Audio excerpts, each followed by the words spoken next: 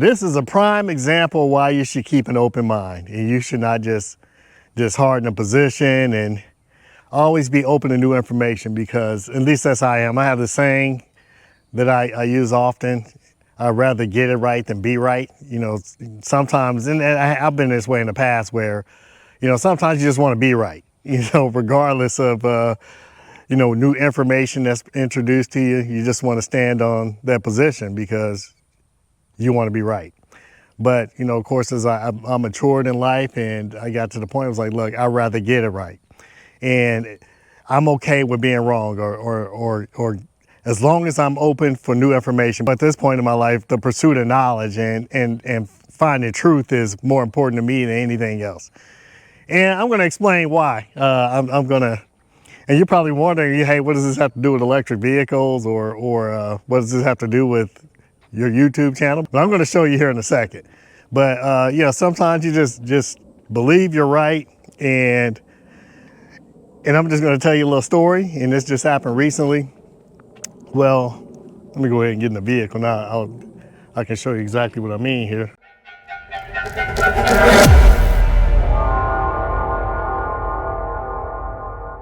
So in one of my videos, I showed that I had a flat tire on the highway, and yeah, my tire just got shredded. And of course, I was driving. I didn't hit anything. At least I didn't think I did, because there was actually no movement in the vehicle or anything like that.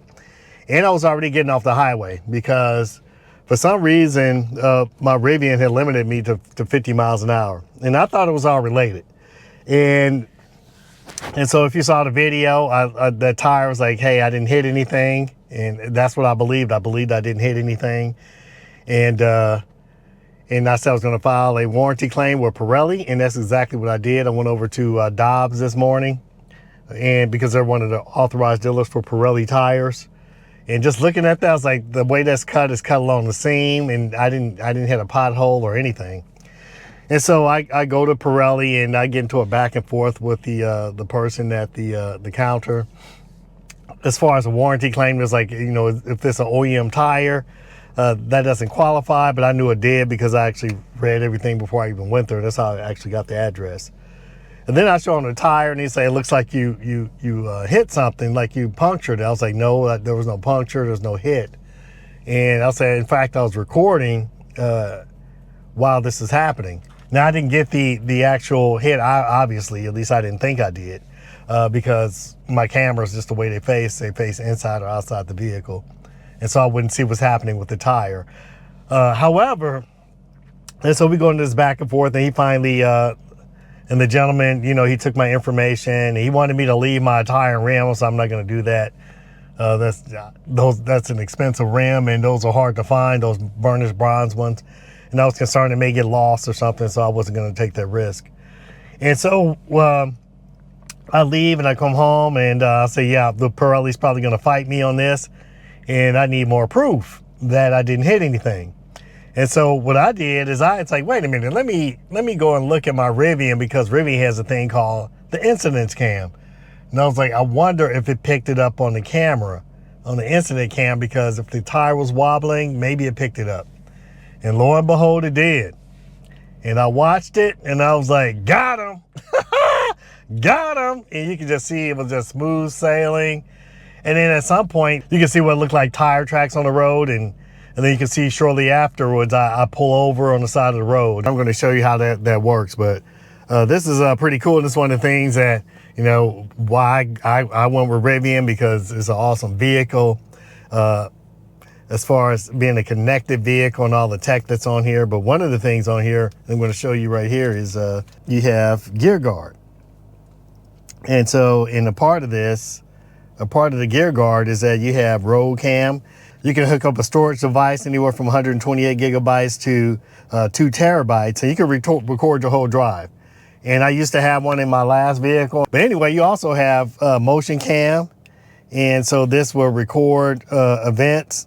Matter of fact, like this is me today, probably walking back to my vehicle. And that's why I was, I was going to pick something up from the store. And so this is pretty cool. And it'll show all the different angles of the vehicle.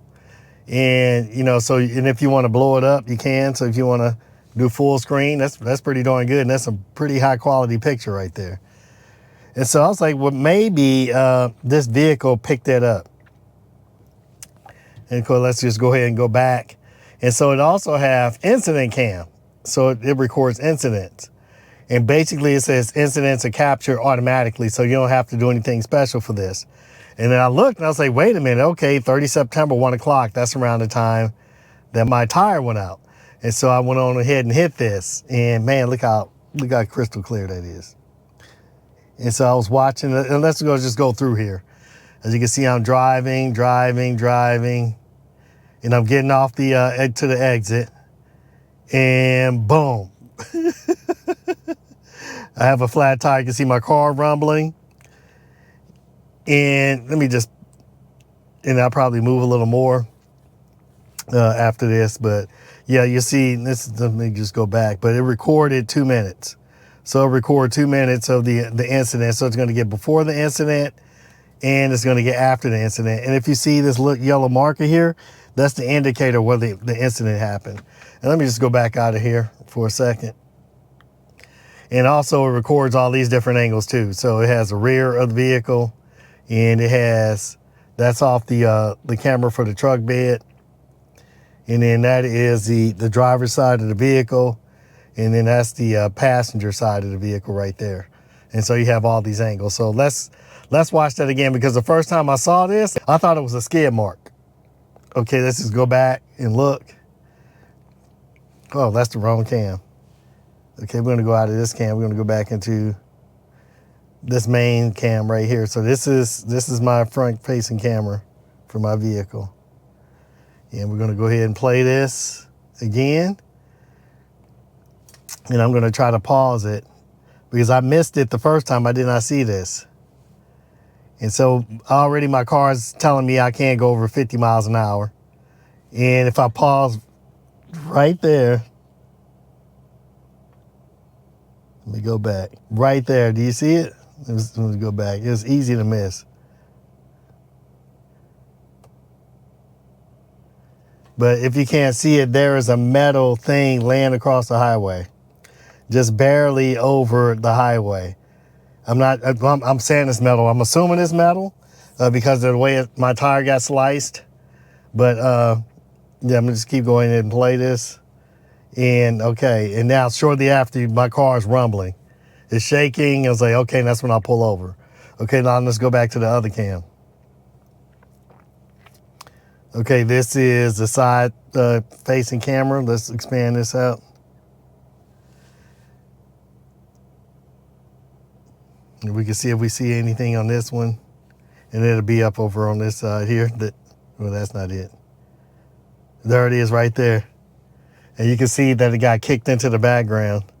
If we go back, let's go back. No, not right there. Right there. You see it? And we're gonna take a look at this tire. You see how this thing is angled? Oh, we jump forward again. Okay, let me go back. And see, there it is right there.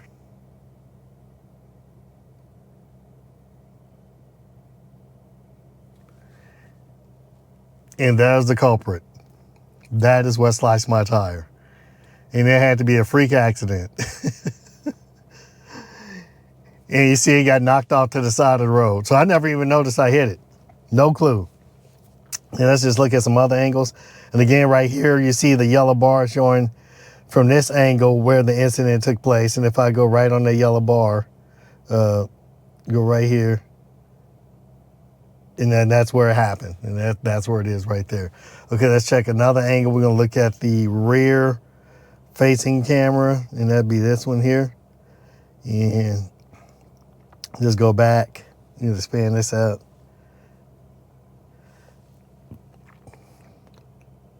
And it should be coming up on it. And it should be around right about now. There it is, you see? Let me go back.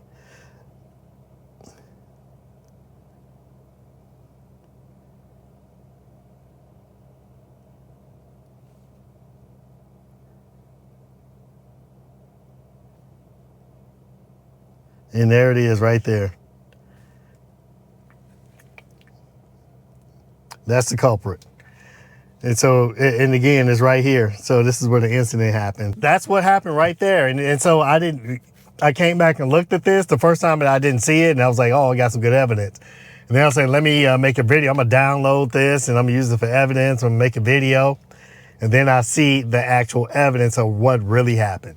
And when you receive new information, I have to adjust.